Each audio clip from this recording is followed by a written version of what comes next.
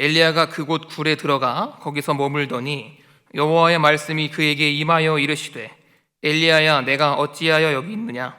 그가 대답하되 내가 만군의 하나님 여호와께 열심히 유별하오니 이는 이스라엘 자손이 주의 언약을 버리고 주의 제단을 헐며 칼로 주의 선지자들을 죽였음이오며 오직 나만 남았거늘 그들이 내 생명을 찾아 빼앗으려 하나이다. 여호와께서 이르시되 너는 나가서 여호와 앞에서 산에 서라 하시더니 여호와께서 지나가시는데 여호와 앞에 크고 강한 바람이 산을 가르고 바위를 부수나 바람 가운데 여호와께서 계시지 아니하며 바람 후에 지진이 있으나 지진 가운데서도 여호와께서 계시지 아니하며 또 지진 후에 불이 있으나 불 가운데도 여호와께서 계시지 아니하더니 불 후에 세미한 소리가 있는지라. 엘리야가 듣고 겉옷으로 얼굴을 가리고 나가 굴 어귀에 섬에 소리가 그에게 임하여 이르시되 엘리야야 내가 어찌하여 여기 있느냐. 그가 대답하되 내가 만군의 하나님 여호와께 열심히 유별하오니 이는 이스라엘 자손이 주의 언약을 버리고 주의 제단을 헐며 칼로 주의 선지자들을 죽였음이오며 오직 나만 남았거늘 그들이 내 생명을 찾아 빼앗으려 하나이다. 아멘. 네, 오늘 말씀 가운데 하나님의 음성을 들으시기를 소원합니다. 네, 오늘은 말씀의 제목이 회복의 과정인데요. 몸의 회복을 이야기하려고 이 자리에 선 것은 아닙니다. 오늘은 어떤 것에 대해서 이야기를 할 거냐면요, 사역을 열심히 하다가 한 번씩 오는 번아웃이 있습니다. 누구나 사람은 열심히 하든 열심히 하지 않든 한 번쯤은 지치게 돼 있습니다. 그래서 우리는 그것을 번아웃이라고 표현을 합니다. 그래서 번아웃으로부터의 회복을 이야기하려고 합니다. 번아웃이라는 단어는요, 여러 가지로 표현될 수 있지만 지친 마음이라고 표현할 수 있습니다. 지친 마음, 이게 마음의 상태입니다. 몸이 지쳤다기보다는 마음이 지친 상태, 사역적인 무기력증, 두려움 등으로 인해서 사역을 계속하지 못하는 상황에 빠졌을 때, 그때를 우리가 번아웃이라고 합니다. 열심히 사역을 하다가 갑자기 하고 싶지 않아지고 사역을 하는 것이 두려워질 때가 가끔 있습니다. 이건 남녀노소 불문하고 다 찾아옵니다. 그리고 그러한 상황에서 주저앉는 사람도 있고 때론 어떤 사람은 회복하는 사람들도 있습니다. 우리 여기 계신 여러분들은 주저앉음도 경험하셨겠지만 이 자리에 앉은 걸 봐서는 회복을 경험을 해보신 겁니다. 그런데 또한 이 자리에 같이 앉아있는 분들 중에서는 번아웃에 빠져 계신 분들도 계십니다. 사역적인 번아웃. 내가 이걸 왜 해야 되지? 하기 싫다. 이 사역들. 그럴 때가 있습니다. 그럴 때 이제 우리 성도님들이 목회자님들에게 이렇게 말씀하시죠. 저 번아웃이 왔어요. 지치고 힘든 상황입니다. 사역을 쉬게 해주세요. 내려놓게 해주세요. 이렇게 이야기를 합니다. 물론 사역을 내려놓는 것이 여러 가지 정답 중에 하나일 수 있지만 그러한 상황에서 사역을 쉬게 해주거나 내려놓게 해주었을 때 정말 충만해지고 회복되어지는가? 그걸 한번 고민해 봐야 됩니다. 진짜로 그 쉼을 통해서 회복이 일어나고 충만해지고 다시 사역할 힘을 얻게 된다면 당연히 내려놓는 게 맞습니다. 성경에도 그렇게 기록이 되었을 것입니다. 근데 성경엔 그런 기록이 없죠. 많은 번아웃들이 등장하는데 말입니다. 오히려 사역에 번아웃이 왔을 때 그 사역을 내려놓았을 때 더 큰 무료함, 이 사역의 번아웃이 신앙의 번아웃으로 커지는 경우가 정말 다반사입니다. 사역의 번아웃이 신앙의 번아웃이 되고요, 이 신앙의 번아웃이 삶 전체의 번아웃으로 옮겨 붙습니다. 그런 경우가 너무나도 많습니다. 그렇다면 사역으로 지친 우리는 어떻게 해야 됩니까? 사역으로 지친 나는 어떻게 해야 그 지침, 번아웃으로부터 탈출할 수 있을까요? 어쨌든 탈출을 해야 되지 않겠습니까? 사역의 지침으로 인해서. 우리는 그럴 때 성경 속에 답을 찾아야겠죠. 내 삶을 살아가다가 신앙적인 많은 부딪힘은 성경 속에 답이 있습니다. 오늘 본문은 엘리야라는 그 거성입니다. 이스라엘의 거성. 얼마나 이 엘리야가 거성이었냐면 신약 시대의 사람들이 예수 보고 네가 엘리야냐, 세례 요한 보고도 네가 엘리야냐 물어볼 정도입니다. 그 정도로 선지자기의 거성이 엘리야가 번아웃에 빠진 상황입니다. 그리고 회복되는 상황이죠. 신앙이 엄청 뛰어나다고 해서 번아웃이 안 오는 것도 아니며, 내가 엄청 대단하고 의지가 강하다고 해서 번아웃이 안 오는 것도 아닙니다. 오늘 엘리야를 본 말입니다. 엘리야 같은 사람도 번아웃에 빠집니다. 근데 그 엘리야도 번아웃으로부터 회복되어집니다. 그래서 우리는 이 케이스를 내 삶에 적용하기 위해서 엘리야가 번아웃에 빠지고 그 번아웃의 수렁에서 어떻게 빠져나왔는지를 살펴보고 내 삶에 적용하기를 원합니다. 5단계로 살펴보겠습니다. 5단계요. 엘리야가 번아웃에 빠지고 회복되는 과정을 5단계로 나누어서 한 단계씩 한번 살펴보도록 하겠습니다. 첫 번째 단계입니다. 첫 번째 단계는 번아웃이 시작되는 겁니다. 번아웃이 시작됨. 열왕기상 19장 2절에서 3절 말씀을 같이 읽어보겠습니다. 시작. 이세벨이 사신을 엘리야에게 보내어 이르되 내가 내일 이맘때에는 반드시 내 생명을 저 사람들 중 한 사람의 생명과 같게 하리라. 그렇게 하지 아니하면 신들이 내게 벌 위에 벌을 내림이 마땅하니라 한지라. 그가 이 형편을 보고 일어나 자기의 생명을 위해 도망하여 유다에 속한 부엘세바에 이르러 자기의 사환을 그곳에 머물게 하고. 아멘. 네, 번아웃은 다양한 계기로 시작됩니다. 번아웃이 시작되는 원인들은 굉장히 많은데요. 자신의 건강도 번아웃의 계기가 됩니다. 건강이 안 좋았을 때 심리적인 위축도 되고요. 외부 환경적인 변화, 관계로 인한 상처도 번아웃의 원인이 됩니다. 큰 고난으로도 시작되죠. 하지만 사역의 길이로는 번아웃이 오지 않습니다.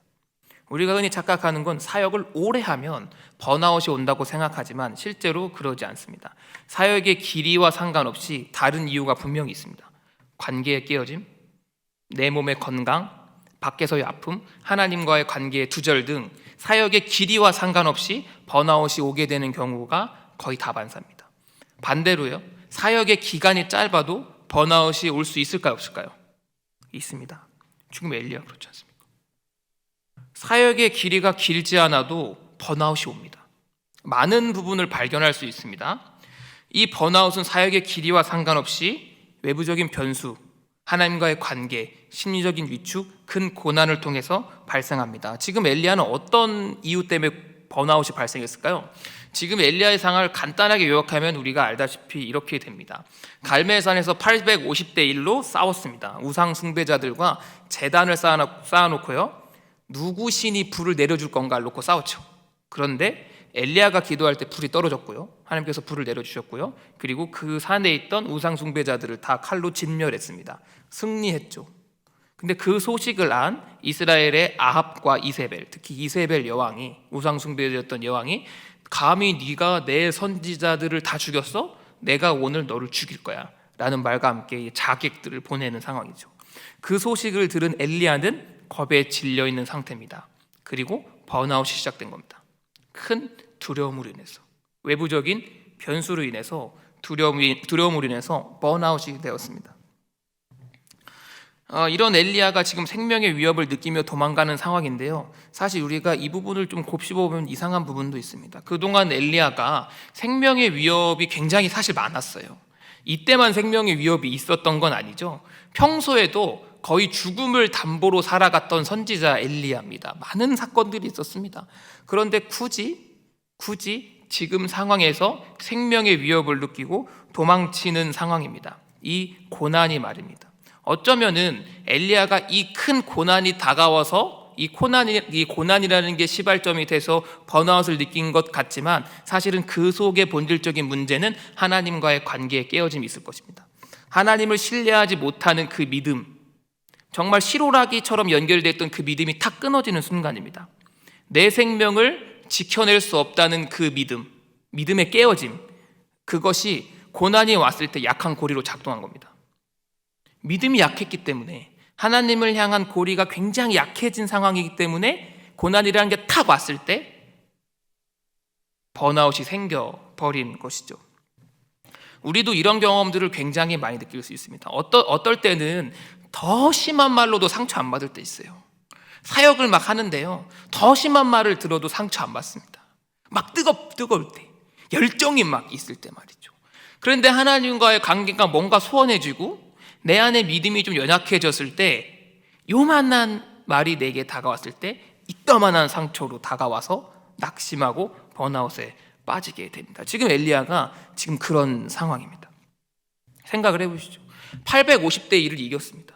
뭐로 이겼죠? 불 떨어뜨려서 이겼습니다. 이 판타지 영화에서 보듯이 딱 불 떨어뜨려서 이겼어요. 근데 왜 도망가냐 이 말이죠. 불을 떨어뜨려서 850명을 이겼는데, 그런 엘리야가 지금 이 하나님께서 엘리야의 관계 속에서 엘리야가 하나님과의 믿음이 실종됨으로 인해서 작은 고난에도 도망치는 번아웃이 생겨나게 됩니다. 우리에게도 이런 케이스들은 정말 많이 볼 수 있습니다. 우리 지금 2년 동안 우리 교회들은 동일한 사건으로 인해서 번아웃이 생겼습니다. 뭐죠? 코로나죠. 코로나라는 외부의 큰 변수가 생김으로 인해서 많은 교회들이 번아웃에 빠져 있었고요. 상당수 교회는 회복했지만 상당수 교회는 아직도 번아웃 상태에 있습니다. 이런 코로나 바이러스 같은 외부 변수가 딱 다가왔을 때 하나님과의 믿음의 관계 속에서 그래도 잘 유지하고 하나님과의 관계가 소원하지 않던 교회는 그 번아웃으로부터 회복될 수 있는 많은 기회들을 찾아서 성장하고 또한 버텨냅니다. 하지만 그 교회 공동체가 그 하나님과의 믿음의 고리가 약해져 있다면 코로나라는 변수가 찾아왔을 때 견디지 못하고 번아웃에 빠지게 되는 겁니다. 또는 이것도 마찬가지입니다. 우리 외부에 우리 선교사님들이 나가 계신데요. 선교사님들이 선교 현장에서 굉장히 많은 어려움들을 겪고 계십니다. 비자가 발급되지 않아서 추방되기도 하고요. 이유는 모르는데 정부에서 그 선교를 다 막고 건물들을 뺏기도 합니다.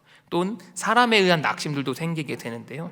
굉장히 마음이 뜨거우시고 하나님과의 관계가 되게 강하게 결합되어 있을 때는 추방되어도 추방된 나라에서 사역하십니다.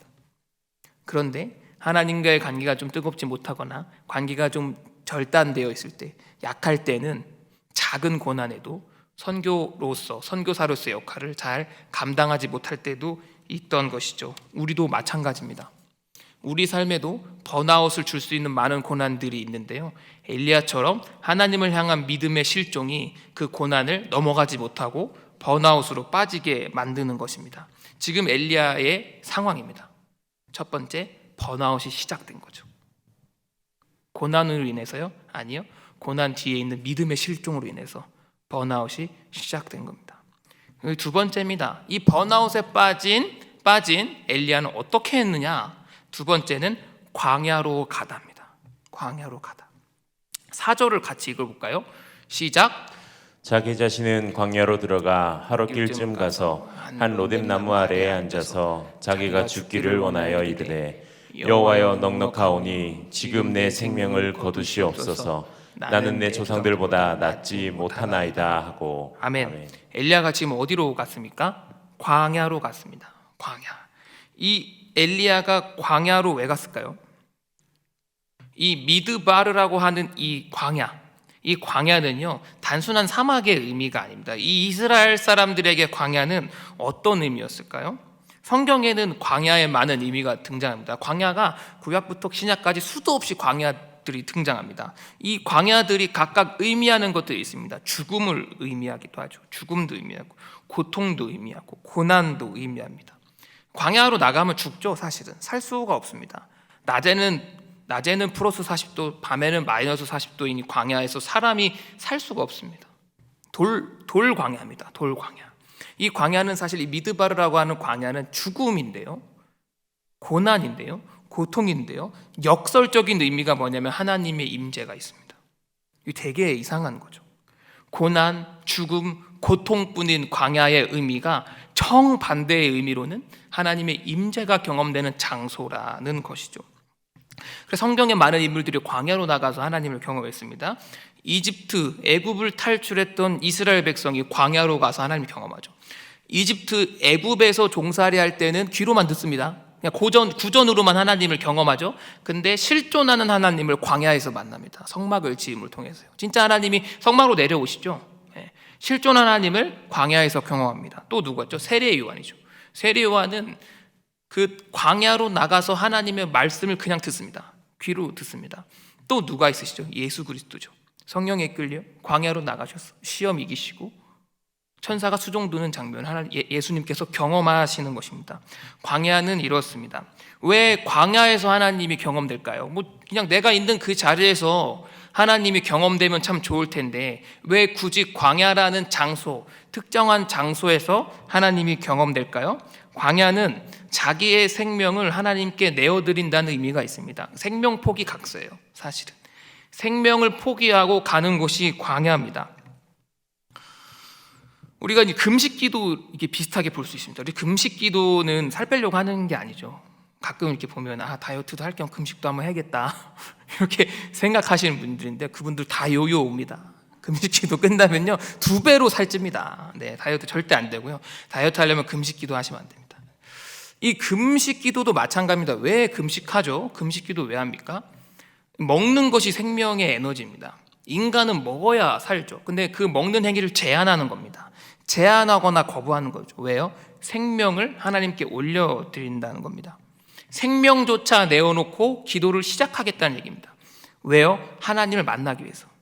금식이라는 건 하나님 응답하실 때까지 제가 입에서 먹지 않겠습니다라는 의미가 담겨져 있는 거예요. 하나님 만날 때까지 내가 식사를 입에 넣지 않겠습니다 라고 결단하고 하는 게 금식 기도입니다. 광야도 마찬가지죠. 그냥 죽으러 가는 거죠. 하나님을 만나지 않으면 저 죽을게요 이렇게 하고 가는 겁니다. 그런데 광야로 나간 이스라엘 사람들이 죽지 않았죠. 이스라엘 사람들 보면 이집트를 탈출했던 이스라엘 노예들은 광야에서 만나를 먹었습니다. 그렇죠? 그리고 세례요한은 메뚜기와 석청을 먹었습니다. 그리고 오늘 본문의 엘리야는 5절 6절을 잠깐 읽어볼까요? 시작. 로뎀나무 아래에 누워 자더니 천사가 그를 어루만지며 그에게 이르되 일어나서 먹으라 하는지라. 본즉 머리맡에 숯불에 구운 떡과 한 병 물이 있더라. 이에 먹고 마시니 다시 누웠더라. 이렇게 하나님을 경험하는 겁니다. 그냥 죽을 생각하고 그냥 죽어야지. 하나님이 도와주시지 않으면 죽는 곳에 가는 겁니다. 하나님이 나를 만나주지 않으면 진짜 생명이 절단나는 장소로 가서 하나님을 경험하는 겁니다. 뭘로요? 생명을 유지시켜 주심으로. 그래서 세례 요한도 옷 한 벌 약대토롯 하나 입고 메뚜기 석청, 어떻게 사람이 메뚜기랑 석청 먹고 살 수가 있습니까? 그 생명이 유지가 될 수 있습니까? 그냥 살았다는 거죠. 이스라엘 사람들은 40년 동안 똑같은 만나만 먹고 삽니다. 죽지 않았어요. 배고파서 죽은 사람 없습니다. 오늘 엘리야도 마찬가지죠. 수많은 뒤에 엘리야와 하나님의 대화가 있는데요. 광야 속에서 제일 먼저 하신 게 음식 주신 겁니다. 그것을 통해서 하나님을 경험하게 되는 것이죠. 광야는 그런 의미입니다. 하나님을 만나는 곳, 아니요, 만날 수밖에 없는 곳, 안 만나면 죽는 곳, 그곳에 엘리야가 갑니다. 그게 번아웃을 회복하기 위한 2번째 단계였습니다. 3번째 단계는 이겁니다. 하나님을 만나다. 사실 이 로뎀나무에서 이렇게 하나님 음식 주신 것은 실존적인 하나님을 만나는 경험은 아닙니다. 하나님의 도우심을 경험한 거죠. 그런데 이 사건 이후에 이 광야에서요, 이 엘리야가 굴로 들어갑니다. 그리고 거기서 하나님을 경험합니다. 엘리야는 하나님을 경험하게 되는데요. 하나님을 경험하게 되는 방법은 여러 가지가 있는데 엘리야는 오늘 음성으로 하나님의 말씀을 듣습니다. 무엇을 듣는다고요? 말씀을 들어요. 9절 볼까요? 9절에 이렇게 되어 있습니다. 엘리야가 그곳 굴에 들어가 거기서 머물더니 여호와의 말씀이 그에게 임하여 이르시되 엘리야야 내가 어찌하여 여기 있느냐 이렇게 되어 있습니다. 오늘 본문 9절에는 여호와의 말씀이 그에게 임한다고 되어 있습니다. 우리가 한번 잘 생각해 볼 필요가 있습니다. 그동안 엘리야에게 오늘만 말씀이 임한 게 아니라요, 그동안 늘 말씀이 임해왔죠. 왜냐하면 이스라엘 백성 속에서 엘리야의 역할은 선지자 역할을 감당했기 때문입니다. 선지자는 뭐냐면요, 스피커예요. 대변인입니다. 대변인. 하나님께서 하시고자 하신 말씀을 선지자한테 먼저 들려주고요, 선지자가 하나님의 말씀을 대언하는 구조입니다. 이게 이스라엘에서 하나님 역사하시는 방법이었는데요. 그래서 사실 엘리야에게 하나님께서 하신 말씀들은 거의 다 공적 의미입니다. 엘리야 자신에게 하신 말씀이 엘리야를 위한 말씀이라기보다는 누구를 위한 말씀이겠죠? 이스라엘 전체 공동체를 위한 말씀들을 늘 말씀해 주셨어요. 그런데 오늘 엘리야가 이 광야 속에서 하나님과의 대화, 긴 대화는 아니었지만 이 대화는 엘리야를 살리기 위한 대화가 시작됩니다. 공적으로 오피셜하게 이 모든 사람을 위한 엘리야를 대언제로 쓴 게 아니라 엘리야에게 하시는 말씀하세요. 엘리야라는 사람의 회복을 위한 대화를 이어가십니다. 그리고 엘리야에게 말씀을 해주십니다. 이처럼 우리가 하나님을 만나는 여러 가지 방법이 있습니다.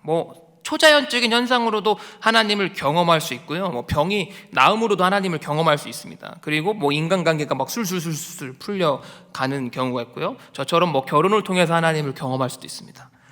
그런데 그러한 경험보다 내 삶에 절대 잊혀지지 않고 전인격적으로 내가 바뀌어지고 내 삶이 진정으로 회복되는 것은 하나님의 말씀이에요. 말씀으로 하나님을 만나는 게 그렇게 중요한 겁니다. 초자연적인 현상은요, 사실상 길이가 굉장히 짧아요. 내 삶을 전인격적으로 변화시키지 못합니다. 우리가 그렇게 착각합니다. 저 집사님, 저 장로님, 저 권사님 정말 하나님 만나서 병 치유되고 삶이 바뀐 거 봐. 아니요, 병이 치유돼서 그런 게 아니라 그 안에 말씀이 분명히 있습니다. 그 안에 분명히 그걸 통해서 하나님의 말씀을 경험한 것입니다. 그래야 인간의 전인격적인 치유와 회복이 일어납니다. 오늘 본문을 보시면 그게 적나라하게 하나님께서 말씀해 주십니다. 말씀의 중요성을 11절 12절을 읽어보겠습니다. 시작.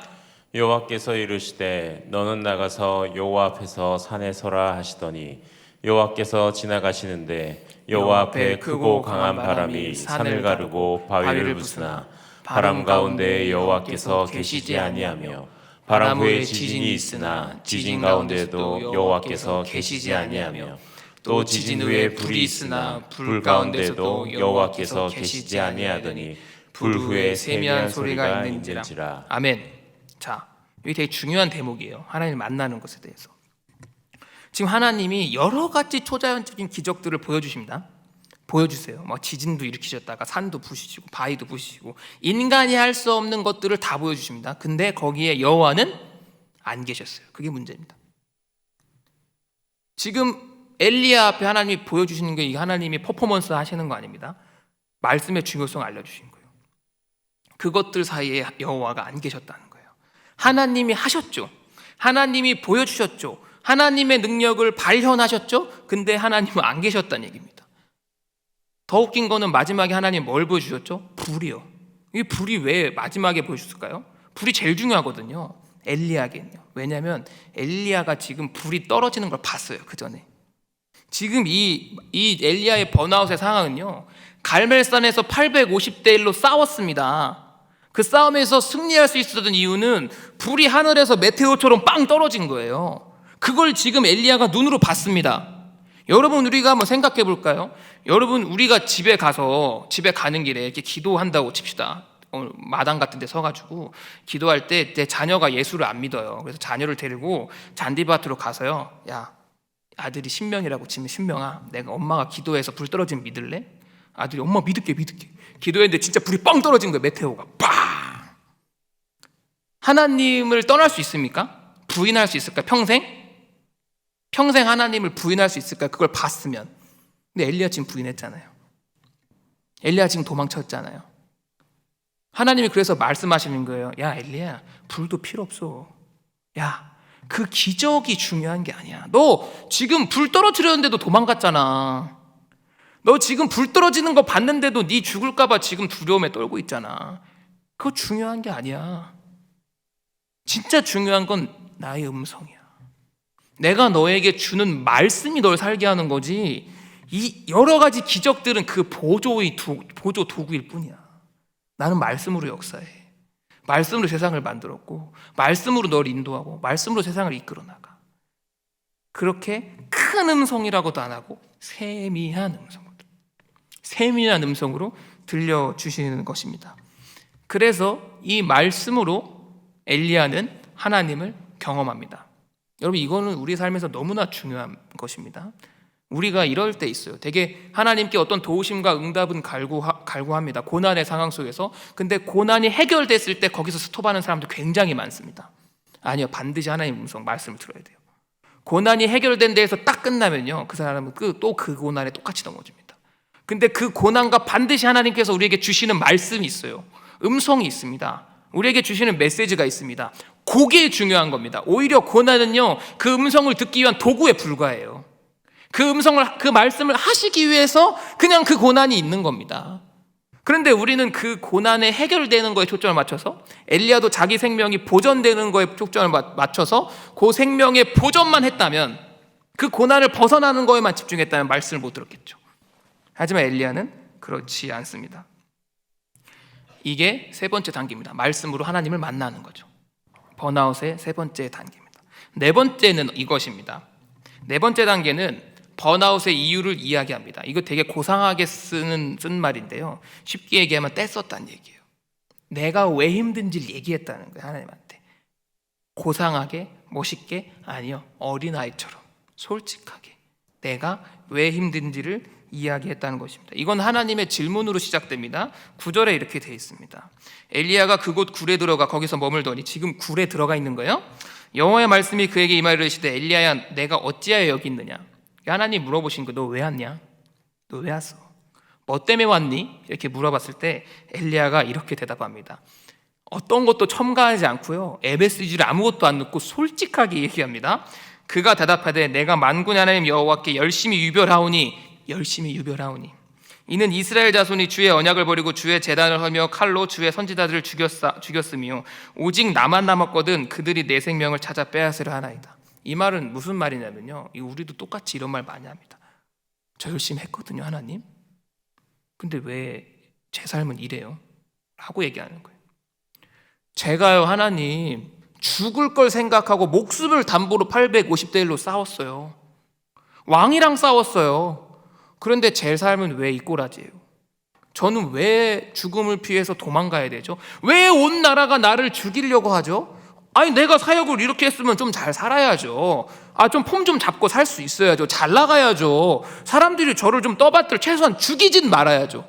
이걸 다 같이 봤는데 왜 나는 또 도망치는 삶을 삽니까? 하나님, 그동안도 잘 산 것도 아닌데 왜 지금까지 이런 사역까지 감당했는데, 내가 생명을 하나님께 내어드렸는데 왜 제 삶은 이렇죠? 라고 엘리야가 원망하는 거예요. 우리도 마찬가지입니다. 하나님, 저 봉사 많이 했거든요. 저 열심히 예배했거든요. 저 새벽 예배, 금요철야 수요 예배 잘 안 빠졌어요. 그것도 억지로 한 것도 아니고 너무 기쁘고 즐거운 마음을 했어요. 근데 저 왜 이렇죠? 내 삶은 왜 이럴까요 하나님? 하나님, 남들보다 잘 사는 건 아니어도 비슷하게라도 살게 해줘야죠. 나는 왜 이렇게 힘들어요? 어려운 일만 있어요? 좀 그렇게 살게 안 해주시면 안 돼요? 하나님이 살아계시다면요 라고 탄식하는 얘기입니다. 지금 엘리야의 번아웃의 이유는 무엇입니까? 지금 엘리야의 얘기를 자세히 보면 생명이 위협받는 것이 번아웃의 이유입니까? 아니요. 내가 사역을 그렇게 했는데 내 생명이 위협받는다는 사실이 싫은 거예요. 내가 그 정도로 하나님 사역 감당했는데 도대체 나는 왜 지금 도망쳐 있습니까? 왜 도망쳐야 돼요 내가? 왜 사람들을 날 죽이려고 해요? 라고 하나님께 이야기를 합니다. 본질적으로 지금 엘리야의 번아웃의 이유는 어떤 죽음에 대한 공포 두려움이라기보다는 하나님을 신뢰하지 못함으로 생긴 거 맞죠? 오늘의 얘기를 보면요, 하나님 왜요? 왜 저 이렇게 살아요? 저 왜 이렇게밖에 안 돼요? 라고 원망하고 있는 것이기 때문입니다. 우리도 사실 마찬가지죠.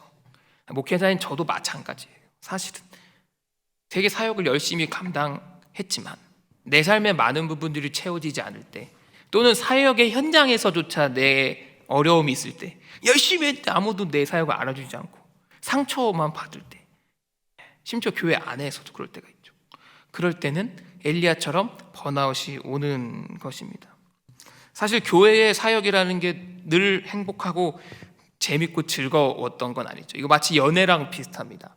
연애를 하면은 언제나 행복할 것 같은데 사실 10번 중에 1번 되게 좋죠. 그리고 9번은 인간관계를 풀어나가는 일밖에 없습니다. 9번은 싸우는 일이에요. 결혼도 사실 마찬가지겠죠. 교회에서의 사역도 마찬가지입니다. 늘 행복하고 즐거운 일만 있으면 참 좋겠는데 사실상 10번 중에 한두 번 굉장히 좋죠. 그리고 그 외의 때는 참고 인내하고 견디고 고난인 상황이 거의 부지기수입니다. 번아웃이 오기 전에 그런 거 잘 못 느낍니다. 그냥 즐거움과 열정으로 다 할 수 있어요. 근데 번아웃이 올 때는 오늘 엘리야처럼 하나님께 질문하게 되는 거예요. 원망하게 되는 거예요. 번아웃이 오면 하나님 제 인생 왜 그럴까요? 라고 이야기하게 되는 것입니다. 자, 이게 네 번째 단계까지입니다. 하나님께 내 속상한 걸 이야기하는 거죠. 번아웃을 회복되는 단계의 네 번째. 이제 한 단계만 사실 남았거든요. 그런데 오늘 이 뒤로 보면 참 이상한 얘기들이 이제 등장하는데요. 지금 여기까지는 참 이해가 되죠. 일반 상식적인 이야기들입니다. 엘리야가 번아웃이 딱 됐습니다. 그래서 하나님을 만나러 광야로 들어가요. 그래서 광야에서 하나님을 경험하고 하나님이 말씀으로 임하시고 말씀을 임하신 하나님께 나의 힘듦을 막 다다다닥 얘기합니다. 여기까지는 사람하고 얘기하는 거 비슷해요. 그죠? 되게 상식적인. 근데 여기서 하나님이 좀 다른 이야기를 하십니다. 엘리야가 하나님한테 하나님 저 인생 왜 이래요? 제 생명을 없어질 것 같아요. 제 생명을 죽이려고 해요 라고 하는 말에 하나님은 한 번도요 네 생명 지켜줄게 라고 얘기 안 했어요. 보통은 그게 맞죠. 야 미안하다 이렇게 사역 내가 이렇게 열심히 널 도구로 썼는데 그렇게 못해줬구나. 뭐 해줄게 또는 네 생명을 좀 지켜줄게. 야 네가 죽을 수도 그리고 또한 이런 말도 하나님 하실 때도 있을 수 있겠죠. 그래 내가 이제부터 너의 하나님이 될게. 지켜줄게. 안 죽게 해줄게. 이런 말 안 하십니다. 아니 죽을까 봐 두려워하는 사람한테 생명을 지켜준다는 약속을 안 하시는 거예요 하나님이. 그리고 하나님은 무슨 말씀하실까요? 이 엘리야한테 죽음을 피해서 도망온 엘리야한테 이런 말씀하십니다. 회복의 마지막 단계입니다. 다섯 번째는 새로운 사명을 주심입니다. 여기가 굉장히 특이하죠. 새로운 사명을 주심. 죽음의 공포를 느끼고 죽음을 피해서 도망쳐온 사람한테 더 큰 사역을 맡깁니다. 진짜 죽을 수 있는 사역이죠. 15절에 읽어보겠습니다. 여호와께서 같이 읽을까요? 여호와께서 그에게 이르시되 너는 내 길을 돌이켜 광야를 통하여 다메섹에 가서 이르거든 하사엘에게 기름을 부어 아람의 왕이 되게 하고. 아멘. 갑자기 새로운 미션을 주십니다. 사역에 막 지쳐가지고요 두려움 때문에 번아웃이 돼서 하나님을 원망하고 따지러 오고 하나님께 말하려고 했던 말을 막 쏟아내는 지금 엘리야한테요. 엘리야가 지금 자기의 생명을 위협받고 있다고 한마디만 한 게 아니라 그 얘기를 여러 번 했어요 하나님한테. 지금 광야에서 그런 상황에서 하나님이 엘리야의 마음을 진정시키고요 그 질문에 대해서는 대답을 하나도 안 하고 갑자기 엘리야한테 사역을 주십니다. 다른 나라 왕을 바꾸라는 사역을 주세요. 아람의 왕을요. 우리는 때론 이런 생각을 해요. 사역이 힘들죠. 사역이 어렵죠 사실은. 그래서 쉬고 싶고 내려놓고 싶고 안 하고 싶은 게 당연합니다. 뭐 10번 하면 한 번 좋고 9번 힘드니까요. 근데 그런 상황에서 하나님 앞에 사역 내려놓고 싶습니다. 저 안 할래요. 왜 합니까? 내 삶은 이런데요. 뭐 칭찬받습니까? 아무도 나 칭찬 안 하는데요 라고 이야기하는 내 앞에 하나님은 쉬어라 라고 얘기 안 한다는 거예요. 왜일까요? 만일 쉬어서 그만해서 멈춰서 그 사람이 회복되고 성장하고 강건해지고 건강해지면 왜 하나님도 쉬게 안 해줄까요? 왜 하나님이 그걸 멈추게 안 할까요? 우리보다 먼저 멈추시게 하죠. 목회자가 먼저 멈추라고 하기 전에 하나님이 세우십니다. 하나님이 스톱시키시죠. 죽을 것 같으면. 근데 하나님 보시기에 그렇지 않더라는 거예요. 멈추면 회복될 줄 알았지 그렇지 않더라는 거예요. 진짜 회복은 어디 있었냐? 사명의식을 회복하는 거였어요. 새로운 사명을 받는다는 거예요. 하나님이 그 사람을 향한 새로운 비전, 새로운 사명, 도구로서의 역할 다시 상기시켜줄 때 그 사람이 갑자기 일어난다는 거예요. 회복되어진다는 겁니다. 다시 일으켜 세워진다는 것입니다. 이건요 우리 목회자나 교회가 여러분들과 성도님들을 더 써먹으려고 얘기하는 게 아니에요. 교회를 유지하기 위해서 설득하는 게 아닙니다. 살기 위해서 하는 거예요. 죽지 않고 살고 일어서고 이 사역적인 번아웃이 삶의 번아웃으로 옮겨지기 전에 다시금 세워서 그 사람을 회복하기 위해서 하나님이 쓰시는 방식입니다. 여러분 우리가 한번 생각해 볼까요? 이 본문 이후에 하나님은 엘리사를 세우시거든요. 근데 이렇게 힘들고 지치고 망가져 있는 엘리야를 뭐하러 쓰십니까? 그냥 엘리야는 안 쓰면 돼요. 쓰는 게 더 불편하죠. 이 뭘 고쳤습니까? 새로운 쓸 게 너무 많은데요. 하나님의 선지자가 이 시대에 없다고 해도 선지 학교 자체가 있었던 시대입니다. 넘쳐났습니다. 그 다음 타자가요. 그런데 하나님은 굳이 엘리야에게 사역을 왜 주시냐는 거예요. 엘리야가 필요해서요? 하나님이 엘리야가 필요했을까요? 엘리야라는 사람이 너무 필요하고 얘가 없으면 사역을 못해서 사역이 멈추는 상황? 아니요. 엘리사가 있잖아요. 근데 하나님은 굳이 엘리야에게 사역을 주세요. 회복시키시고 사역을 다시 주고 그 사역을 하게 하신 다음에 승천시키십니다. 왜요? 그 사역이 하나님한테 필요해서요? 아니요. 엘리야한테 필요해서 그래요. 엘리야를 살리려고 지금 하시는 겁니다. 하나님은 엘리야가 필요 없어요. 하나님은 우리가 필요 없죠. 우리가 하나님이 필요하죠. 그래서 하나님은요, 여러분과 저를 세우시고 사역을 계속하게 하실 때, 신명아, 네가 없으면 청년부가 안 될 것 같아. 네가 없으면 뭐가 안 될 것 같아. 네가 없으면 교회가, 그런 거 없습니다. 하나님이 그런 게 어디 있습니까? 그런데 하나님은 우리에게 말씀하시는 거예요. 신명아, 너한테 이 사역이 필요해. 왜? 너를 살게 하고 너에게 생명 주고 너를 일어나 걷게 하고 넘어지지 않게 하고 나에게 나오게 하고 나와 교제하는 것이기 때문이야. 너가 번아웃이 됐을 때 내가 너에게 내려놓는 걸 허락하지 않는 이유는 네가 죽을까 봐서 그래. 너 감당해야 살 수 있어 라고 하나님은 말씀하시는 겁니다. 하나님 우리에게 그렇게 말씀하세요. 우리에게 사역은 그런 것입니다. 번아웃의 회복으로 5단계를 우리 보았습니다. 지금까지 5단계를 보았어요. 번아웃이 시작됐고요, 광야로 들어갔고요, 하나님을 만났고요, 번아웃의 이유를 이야기했습니다. 그리고 새로운 사명을 주셨습니다. 이렇게 번아웃이 시작됨과 번아웃의 종료, 회복이 일어났습니다. 이게 다 경험해 보셨을 거예요. 사실 여러분들의 경험을 그냥 정리한 것 뿐입니다. 그냥 다 같은 경험들을 갖고 계실 건데 그냥 정리해 놓은 것 뿐이에요. 뭐 대단한 지식도 아닙니다. 대단한 연구도 아니에요. 그냥 다 경험하는 겁니다. 그런데 이 5단계, 어떤 사람은 번아웃에서 꼬꾸라지고 어떤 사람은 회복을 경험하죠. 이 차이가 뭘까요? 어떤 사람은 번아웃으로부터 아예 딥다운이 돼서 일어나지 못하고 어떤 사람은 회복하게 되는데 차이가 뭘까요? 차이는 이겁니다. 이 5단계 중에 엘리야가 한 게 뭘까요? 나머지는 하나님이 하셨어요. 엘리야가 한 거예요. 뭐 했어요? 광야로 들어간 거예요. 그게 엘리야가 최고 잘한 겁니다. 여기에 차이가 있어요. 번아웃은 내 잘못으로 오는 거 아닙니다. 내가 뭐 잘못하고 의지 없고 해서 번아웃 오는 사람 아무도 없어요. 그냥 오는 겁니다. 근데 번아웃이 왔을 때 어떤 사람이 회복되는가? 광야로 들어가는 사람이 회복되는 것입니다. 아까 우리가 이야기 나눴듯이 광야는 내 생명을 걸고 들어가는 겁니다. 이스라엘 백성이 출애굽을 할 때요, 되게 특이한 일이 있어요. 막 은금 폐물을 잔뜩 들고 나오죠. 비싼 거 막, 그죠? 구하는 대로 다 주었다고 됐습니다. 애굽 사람한테요, 달라는 대로 애굽 사람한테 이거 주세요 하면 다 줬대요. 팔찌도 빼주고 고리도 빼주고 막 옷도 벗겨주고 해서 이만큼 산처럼 쌓아놓아서 그거 가지고 나중에 성막만 만들고 하지 않습니까?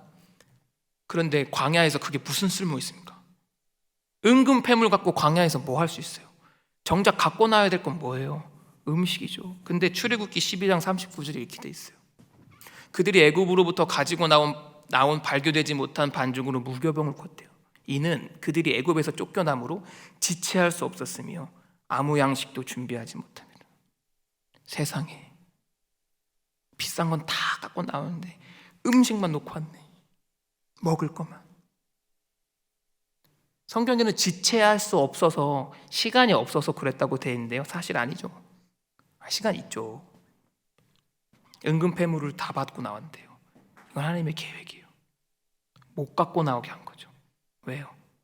거기서 생명을 걸고 하나님을 발견하게 하기 위함이에요. 이스라엘 사람들이 음식 갖고 갔으면 기도 안 합니다. 하나님 못 만납니다. 경험할 수 없어요. 결국 만나와 매출하기로 하나님 경험한 거죠. 그래서 오늘 본문에 보시면은 이 엘리야가 광야로 들어갈 때 한 가지를 놓고 가요. 자기 사환, 자기 비서실장을 브엘세바에 놓고 자기 혼자 들어갑니다. 왜요? 나체로 들어가는 거예요. 벌거벗고 들어가는 겁니다. 죽으러 들어가는 것입니다.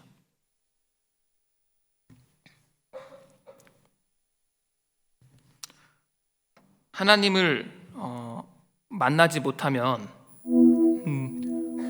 광야에서 죽습니다. 그죠? 네, 광야에서 죽어요. 먹을 것도 없고 마실 것도 없고 사람도 없고 아무것도 없는 광야입니다. 잘 모르는 사람이 보면 광야를 들어가는 모습을 보면 죽으려고 들어가는 것 같아요. 아무것도 없잖아요, 광야에. 근데 여러분, 왜 광야로 들어갔을까? 이 사람들이 아무것도 없는데 죽으려고 갔을까요? 아니요, 살려고 갔어요. 그게 엘리야의 오늘 이야기의 키포인트예요. 광야는 살려고 가는 거예요. 방법이 그거밖에 없었거든요. 광야로 가서 하나님을 만나지 않고는 이겨낼 수 없고 회복될 수 없으니까 광야로 들어갑니다. 우리도 마찬가지예요. 내 삶에서 신앙적인, 사역적인 건조함, 번아웃에 빠진 분들, 저도 마찬가지일 테고요. 목사님 신앙이 너무 건조합니다. 요즘 건조해요. 사역이 힘이 안 나요. 뭐 그럴 수 있습니다. 번아웃은 자기 잘못 아닙니다. 근데 광야로 가지 않는 것은 자기 죄예요. 광야로 가야 됩니다. 번아웃을 해결하는 키포인트예요. 신앙의 건조함을 해결하는 키포인트는 광야로 가는 거예요. 어떻게? 아무것도 안 들고 가는 거예요. 다 버리고 가는 겁니다. 인간관계, 내 생각, 내 경험, 나의 어떠한 많은 거, 돈, 물질, 먹을 거 다 버리고 나체로 가는 겁니다. 5분이라도 하나님을 경험하지 못하면 죽는 땅에 가는 거예요. 그리고 거기서 하나님을 경험하는 겁니다. 말씀으로요. 근데 여러분, 우리가 한번 잘 생각해 볼까요? 대한민국 땅에 광야 있습니까? 사막 없잖아요. 이스라엘 사람들은 광야 있지만 우리는 광야가 없네요. 그죠? 대한민국 땅에. 아니요, 광야 있어요. 이 기도회가 광야예요. 여러분, 여기가 광야예요. 여기서 돈 많고 명예 다 필요 없잖아요. 이 자리가 다 내려놓고 기도하는 자리예요. 여러분, 여기서 우리가 뭘 더 할 수 있습니까? 여기서 우리가 뭐를 주장할 수 있습니까? 이 기도회에서 내가 뭘 자랑할 수 있고요, 뭐 좋은 옷 입고 옵니까? 우리가 이 자리에 내가 밖에서 회장님, 사장님 뭔 사용이 있습니까? 밖에서 내가 돈 없는 가난한 사람 아무 소용 없습니다. 이 자리에 앉으면요 그냥 똑같은 사람이에요. 하나님을 만날 수 있는 기도회잖아요. 하나님을 경험할 수 있는 곳입니다. 그래서 우리는 이 시간 우리가 광야에 나왔다고 생각하고 기도해야 돼요. 하나님, 저를 만나주세요. 제가 건조하거든요. 하나님, 제가 사역을 하기 싫어요. 내 직분을 감당하기도 지쳤습니다. 일어날 수가 없어요. 회복하고 싶습니다. 하나님, 도와주세요. 만나주세요. 경험하게 해주세요. 라고 기도해야 됩니다. 우리가 우리 발로 지금 광야까지 들어왔습니다. 이 기도회가 광야니까요. 근데 마음도 들어와야 돼요. 내려놔야 됩니다. 내 생각 버려야 됩니다. 내 가치관 버려야 됩니다. 내가 받았던 상처도 일단 뒤로 밀어놔야 됩니다.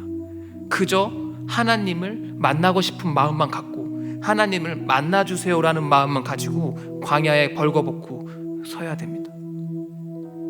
다 만나실 줄로 믿습니다. 오늘 하루를 넘기지 마세요. 우리에게 내일이 없습니다. 광야에 내일이 어디 있습니까? 그날 음식 안 주면 죽는 겁니다. 그날 하나님 경험하지 못하면 끝나는 겁니다. 이 시간 우리의 기도의 이 광야 시간 가운데 모두 하나님을 경험하면서 사역적인 번아웃으로부터 다시 일어나는 여러분들이 되기를 소망합니다.